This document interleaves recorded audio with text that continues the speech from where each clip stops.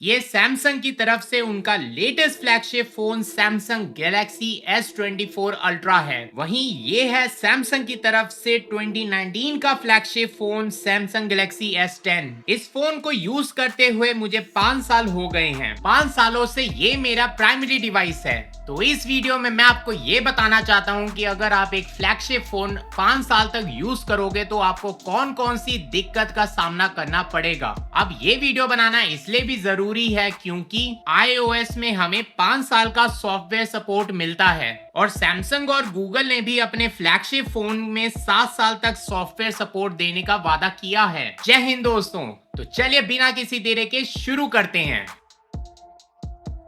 सबसे पहले हम डिस्प्ले की बात कर लेते हैं। नो डाउट 5 साल बाद भी सैमसंग की डिस्प्ले किसी भी लेटेस्ट फ्लैगशिप फोन के डिस्प्ले को टक्कर दे सकती है। कंटेंट देखने का एक्सपीरियंस इसमें बहुत ही अच्छा मिलता है। इवन आउटडोर विजिबिलिटी भी बहुत अच्छी है। लेकिन अगर आप किसी भी फोन को 5 साल तक यूज करते हो तो उस केस में आपको स्क्रीन बर्निंग जैसे इशू देखने को मिलेंगे, स्पेशली जहां पर फोन का UI स्टैटिक रहता है। अब ये तो OLED स्क्रीन की ही दिक्कत है जिसकी वजह से आपको स्क्रीन बर्निंग इशू देखने को मिलते हैं। जैसे कि ये स्टेटस बार के एरिया पर जरा ध्यान दो। यहाँ पर आइकन, डेट सब कुछ छप गया है। साथ में थोड़ा नीचे आओगे तो व्हाट्सएप के वीडियो कॉल, वॉइस कॉल और 3 डॉट्स छप गए हैं और एकदम नीचे देखोगे तो नेविगेशन बटन्स भी दिखते हैं। हालांकि ये सब चीजें आपको डार्क मोड में नहीं दिखेंगी और डे टू डे यूजेज में आप इन सब चीजों को हार्डली नोटिस करोगे।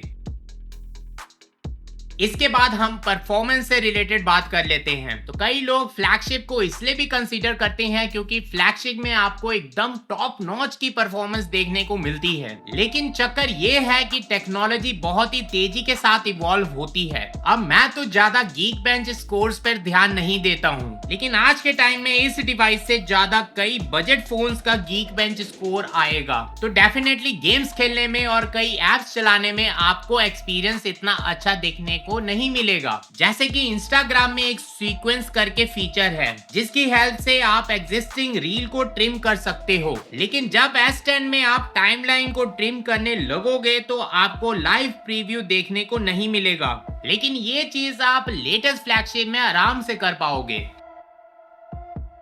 जैसे कि मैंने बताया कि टेक्नोलॉजी तेजी से इवॉल्व होती है, इसकी वजह से आपको अपना फोन पुराना फील होने लग जाता है। अब जैसे इस फोन में आपको 4G सपोर्ट देखने को मिलता है, तो अब चाह कर भी तुमको हाई स्पीड इंटरनेट चलाने का मौका नहीं मिलेगा। लेकिन मार्केट में अभी 5G चल रहा है। ये सेम बात तुम किसी भी हार्डवेयर कंपोनेंट को लेकर कह सकते हो, चाहे वो फिर रैम हो या फिर स्टोरेज हो। कुछ टाइम के बाद तुमको ये लगता है कि तुम कम रैम और कम स्टोरेज वाले डिवाइस को यूज कर रहे हो। इसके साथ साथ तुम बैटरी डिग्रेडेशन को कैसे इग्नोर कर सकते हो। कंपनीज बोलती हैं कि 7 साल तक सॉफ्टवेयर सपोर्ट मिलेगा, बट बैटरी इतने टाइम तक साथ नहीं दे सकती है। इसी फोन की बैटरी एक बार रिप्लेस हो चुकी है और इस फोन को तो यूज करते अभी जस्ट 5 साल ही हुए हैं। पर जब आप फोन को इतने साल तक यूज करोगे तो बहुत ही हाई चांसेस हैं कि आपके फोन में कई दिक्कतें भी सामने आएंगी। अब जैसे ये फोन बहुत ही अच्छा चल रहा है,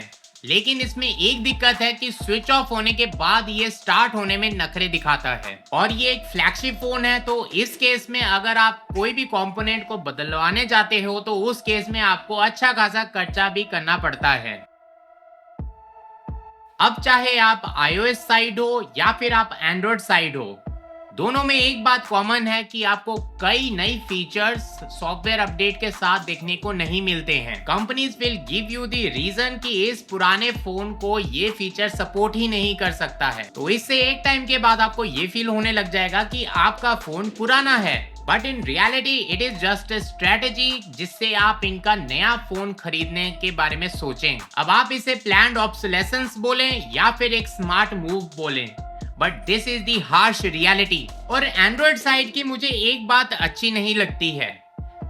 अगर आपका फोन नया है तो उस केस में आपको जल्दी अपडेट्स देखने को मिलते हैं। लेकिन जैसे ही आपका फोन 1 साल पुराना हुआ तो धीरे धीरे यू विल रियलाइज कि आपको जो अपडेट मिल रहे हैं वो थोड़ी देरी से मिलने लग जाते हैं।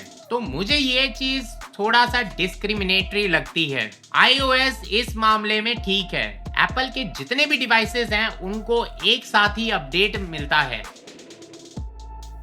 फाइनली कैमरा क्वालिटी की भी बात कर लेते हैं। तो जनरली मैंने भी नोटिस किया है कि नए फ्लैगशिप के कैमरा क्वालिटी एकदम मस्त होती है, लेकिन समय के साथ साथ इसकी कैमरा क्वालिटी उतनी अच्छी नहीं लगती है। सो यही कुछ प्रॉब्लम्स हैं जो मैंने अपने फ्लैगशिप को 5 साल यूज करके नोटिस किए हैं। अब बात आती है कि is it really worth to buy a flagship phone in 2024?